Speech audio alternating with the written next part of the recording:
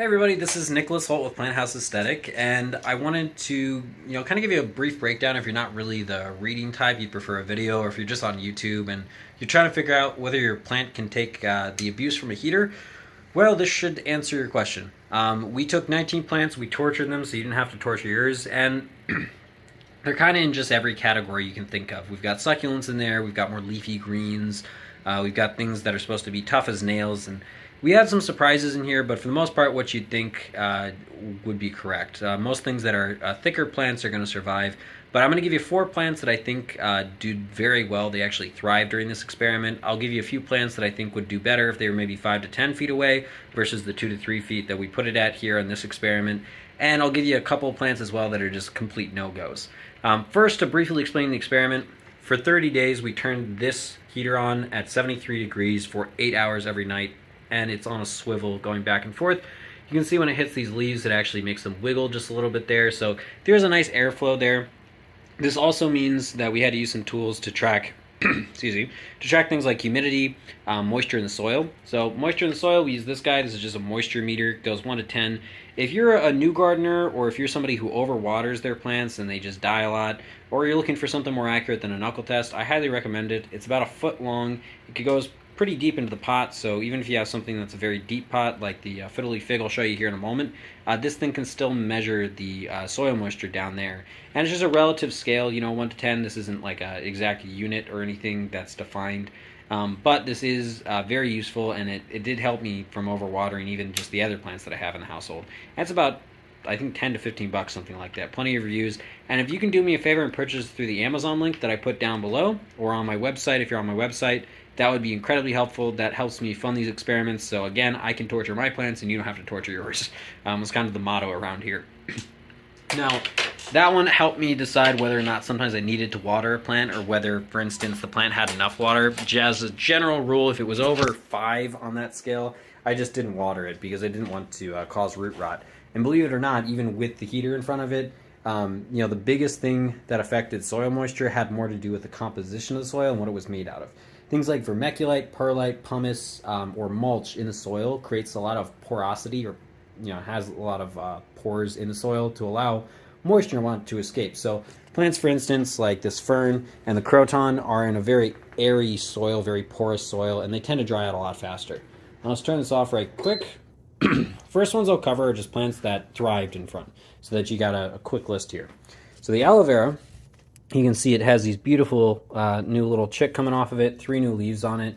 There's actually 2 new leaves. You can see a smaller one kind of tucked in the bottom there as well as this is a brand new leaf. And this one here, although not brand new, did grow quite a bit over the course of the month that it was sitting there, because it was a very small leaf to begin with. The African milk tree, very similar, also a new growth there and new growth there. So it's doing very well, thriving as well, I would say. And then the Monstera, 2 big new leaves here, much bigger than what the original ones were on the older leaves. And as a general rule, I think this one would do very well, actually, in front of a heater, if you were to put it there, because mine did very well. Now, the snake plant, this is a ton of new shoots. You can see a little one even hidden in there, another one here, some medium-sized ones that grew up a little bit more as well. So you can really, with those 4 plants, put those in front of a heater, and they're going to be absolutely fine, and they're actually going to like it. And they grow pretty well. Now, some other plants, I feel like if they were on the regular watering schedule, they'd still do okay if they were just maybe 5 to 10 feet away instead.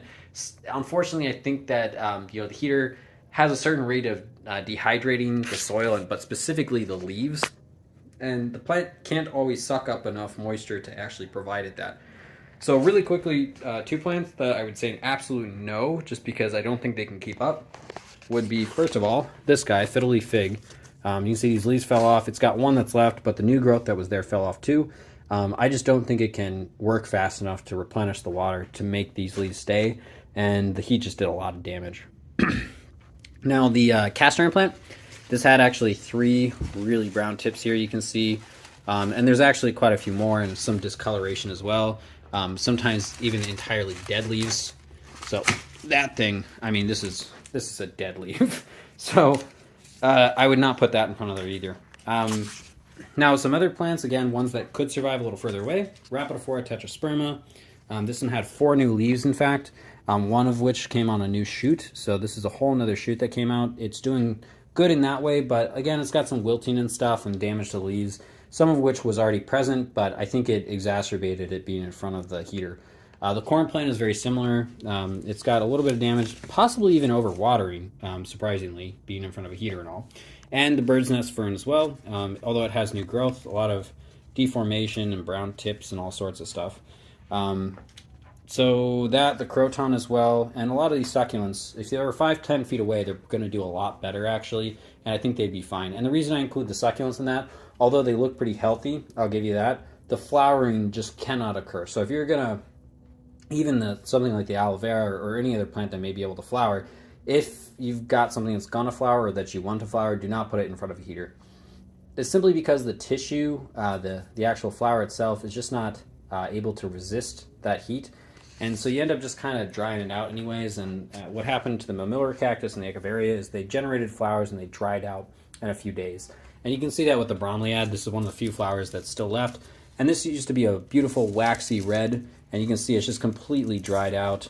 I mean, this is just despicably gone. Even some like mold in there now at this point. So it's rotting. Don't put a heater on things like that. The bromeliad, I would put this probably in the absolute no bin even. Anything over 10 feet was probably okay, but under that, you're probably going to see some suffering. Same thing with the lucky bamboo too. So I hope that was a quick synopsis. I hope that helped you out. Basically, you know, depending on how well that thing's able to replenish water in its leaves, like the fiddly fig is not going to do that. The cast iron plant's not going to do that. The bromeliad's not going to do that. So don't put plants like that in front. But succulents are generally safe if you're okay with them not flowering.